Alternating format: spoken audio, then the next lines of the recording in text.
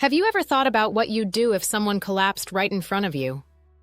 Or if your child suddenly started choking? Or maybe you cut yourself badly while cooking? Would you panic, freeze, or take charge?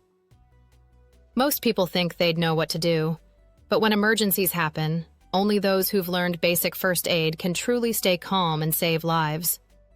And here's the truth. First aid isn't just for doctors or nurses. It's a life skill everyone should have.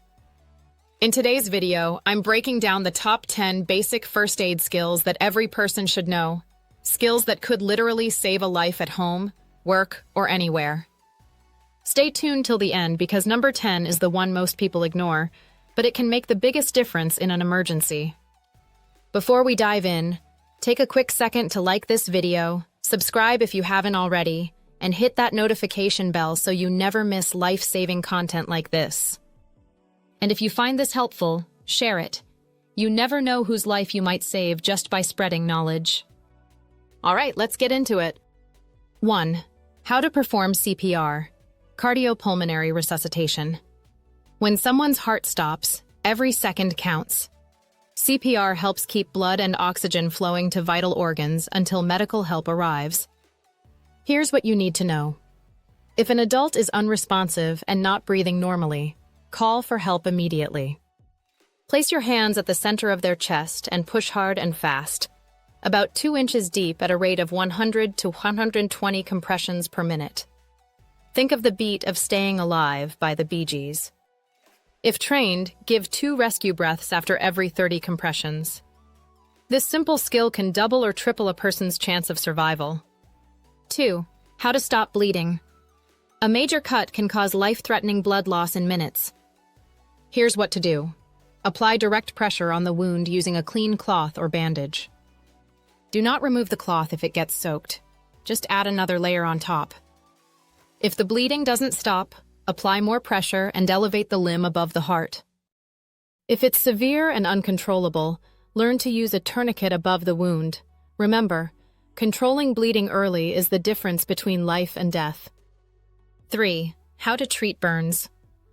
Burns are very common at home, from hot oil, water, or even touching a hot surface. Here's the rule.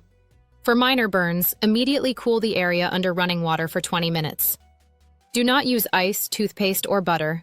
Those can cause more damage. Gently cover the burn with a clean, non-stick dressing. For severe burns, large, blistered, or deep, seek medical help immediately. 4.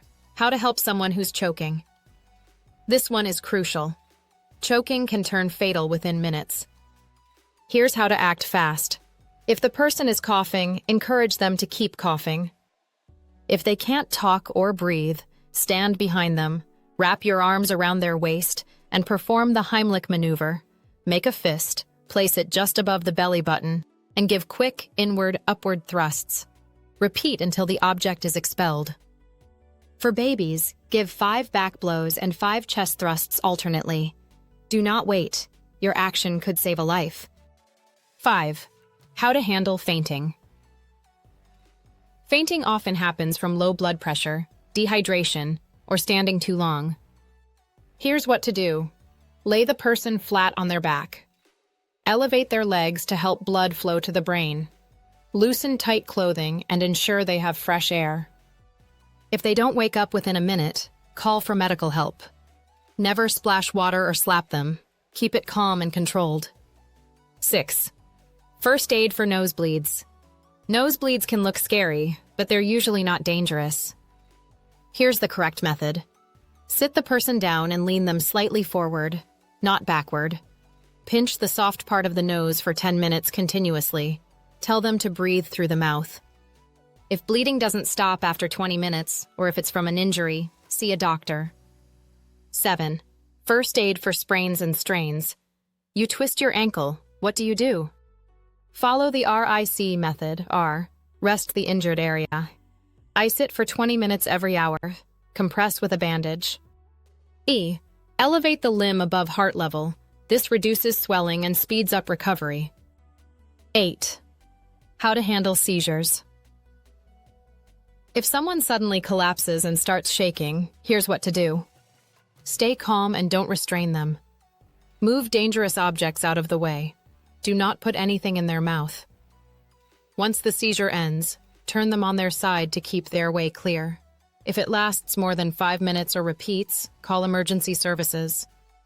9. What to do in case of poisoning.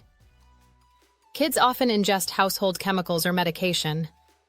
Here's what to do. Do not induce vomiting. Call poison control or emergency services immediately. Keep the substance container to show medical professionals. If it's inhaled, move to fresh air. If it's on skin, rinse with running water. Time is critical in poisoning cases. Act fast. 10. Building and knowing your first aid kit. All these skills are useless if you don't have the tools.